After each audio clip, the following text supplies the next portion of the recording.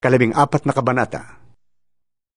Tumingin ako, at naroon ang kordero na nakatayo sa bundok ng Sayon, kasama ang 144,000 tao. Nakasulat sa kanilang noo ang pangalan ng kordero at ang pangalan ng kanyang ama. At narinig ko mula sa langit ang isang tinig na sinlakas na mga alon sa dagat at nagundong ng kulog. Ang tinig na narinig ko'y parang tugtugan ng mga alpa. Sila'y umaawit ng isang bagong awit sa harap ng trono at sa harap ng 4 na nilalang na buhay at sa harap ng mga pinuno. Walang makaunawa sa awit na yon, kundi ang 144,000 na tinubos sa sanlibutan. Ito ang mga lalaking nanatiling malinis at hindi nagkaroon ng anumang kaugnayan sa mga babae. Sumusunod sila sa kordero, saan man siya magpunta. Sila'y tinubos mula sa buong sangkatauhan bilang mga unang handog sa Diyos at sa kordero. Hindi sila nagsinungaling kailanman at wala silang anumang kapintasan. Nakita ko ang isa pang anghel na lumilipad sa kalawakan. Dala ang walang katapusang magandang balita upang ipahayag sa mga tao sa lupa, sa lahat ng bansa, lahi, wika at bayan. Sinabi niya ng malakas, "Matakot kayo sa Diyos at luwalhatiin siya, sapagkat dumating na ang oras ng kanyang paghatol. Sambahin niyo ang Diyos na lumikha ng langit, lupa, dagat, at mga bukal ng tubig." Sumunod ang 2 anghel na nagsasabi, "Bumagsak na! Bumagsak na! Ang dating makapangyarihang Babilonia! Pinainom niya ang lahat ng tao ng alak ng pagkahumaling sa kanyang kahalayan." Sumunod sa 2 ang 3 anghel na sumisigaw ng malakas, "Sino mang sumasamba sa halimaw at sa larawan nito at nagpatatak sa kanyang noo o kamay, ay paiinumin ng Diyos ng alak ng kanyang puot na walang halong ibinuhos sa kopa ng kanyang galit. Pahihirapan sila sa apoy at asupre sa harapan ng mga banal na anghel at ng kordero. Ang apoy na nagpapahirap sa kanila ay mag-aalab pagpakailanman.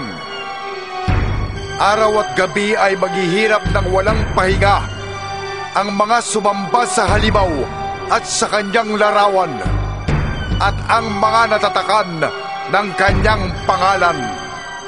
Kailangang magpakatatag ang mga pinili ng Diyos, ang mga sumusunod sa utos ng Diyos at nananatili sa pananampalataya kay Jesus.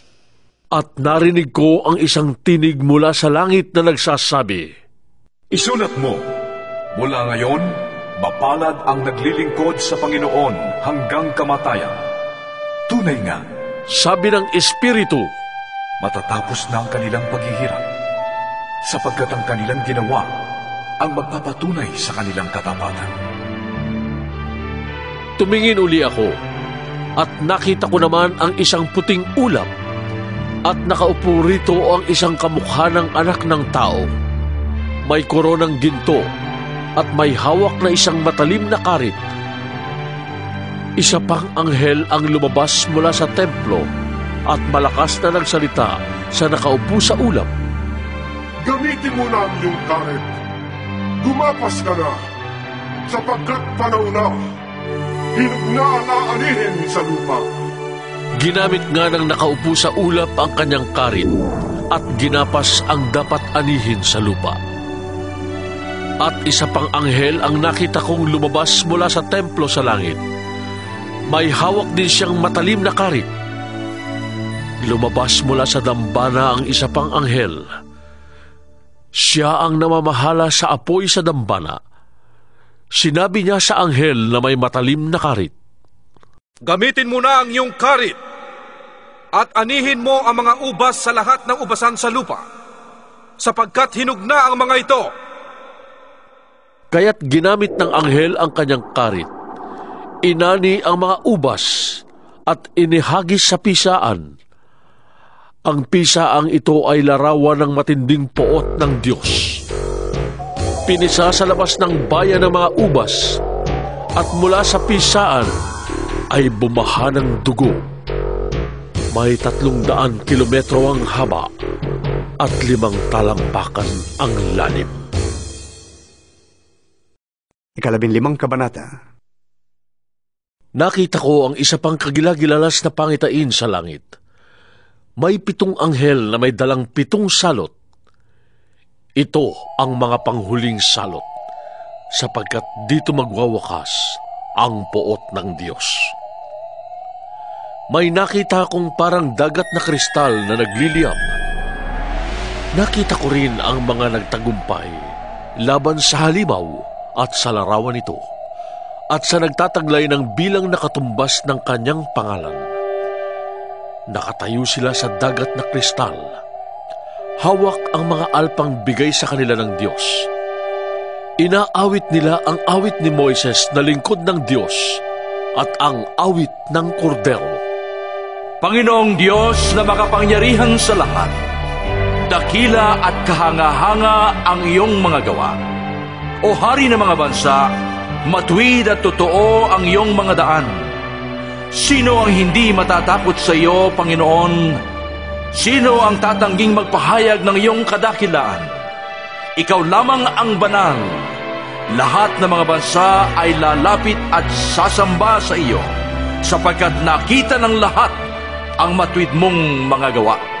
Pagkatapos nito'y nakita ko ring bumukas ang templo sa langit, ang toldang tipanan ng Diyos at ng tao. Lumabas mula sa templo ang 7 anghel na may dalang 7 salot. Nakasuot sila ng malinis na linong nakakasilaw sa kaputian at may gintong pamigkis sa dibdib.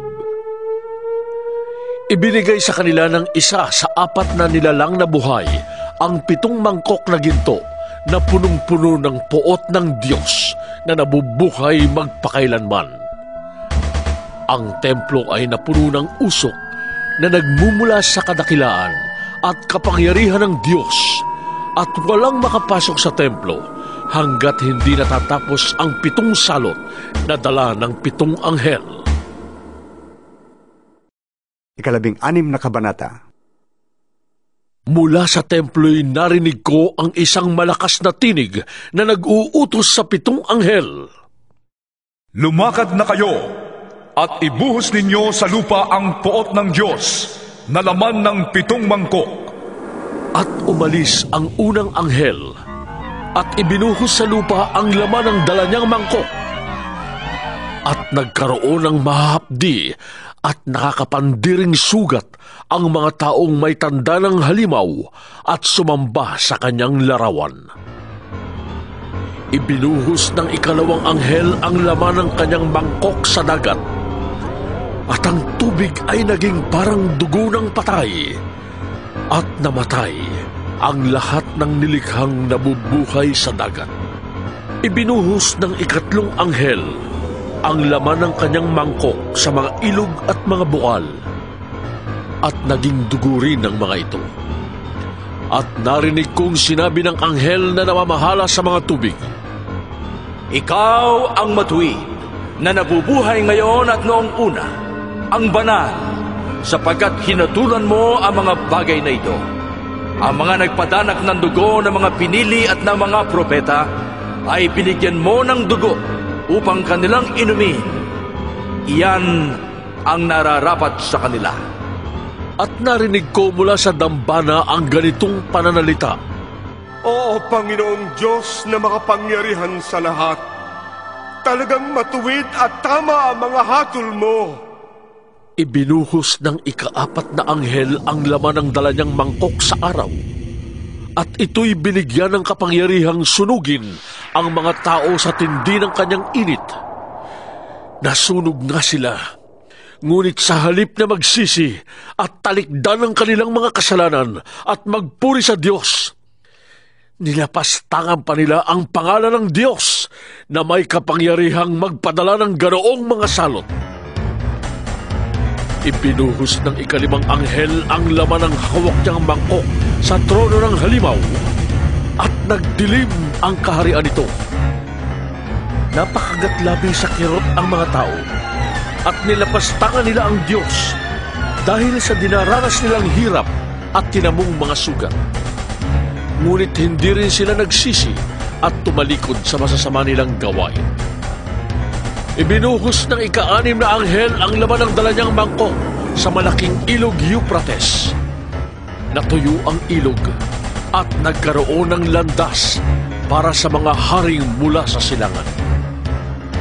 At nakita kong lumalabas mula sa bunganga ng dragon at ng halimaw at ng huwad na propeta ang 3 karumal-dumal na espiritong mukhang palaka. Ang mga ito'y mga demonyong nakakagawa ng kababalaghan. Pinuntahan nila ang lahat ng hari sa daigdig upang tipunin para sa labanan sa dakilang araw ng Diyos na makapangyarihan sa lahat. Makinig kayo! Ako'y darating na parang magnanakaw. Mapalad ang nanatiling gising at nakabihis na. Hindi siya lalakad na hubad at di mapapahiya sa harap ng mga tao. At ang mga hari ay tinipo ng mga espiritu sa lugar na tinatawag na Armageddon sa wikang Hebreo. Ibinuhos ng ika-7 anghel ang laman ng hawak niyang mangkok sa himpapawid. At may nagsalita ng malakas mula sa tronong nasa templo. Naganap na! Kumidlat, kumulog, at lumindol ng napakalakas. Ito ang pinakamalakas na lindol sa buong kasaysayan ng sangkatauhan. Talagang napakalakas. Nahati sa 3 bahagi ang malaking lunsod at nawasak ang lahat ng lunsod sa buong daigdig. Hindi nga nakaligtas sa parusa ng Diyos ang tanyag na Babilonia. Pinainom siya ng alak ng matinding poot ng Diyos. Nawala ang lahat ng pulo. Gumuho ang lahat ng bundok. Umulan ng malalaking tipak ng yelo na tumitimbang ng halos 50 kilo ang bawat isa at nabagsakan ang mga tao. At nilapastangan ng mga tao ang Diyos dahil sa nakakapangilamot na salot na dinaranas nila.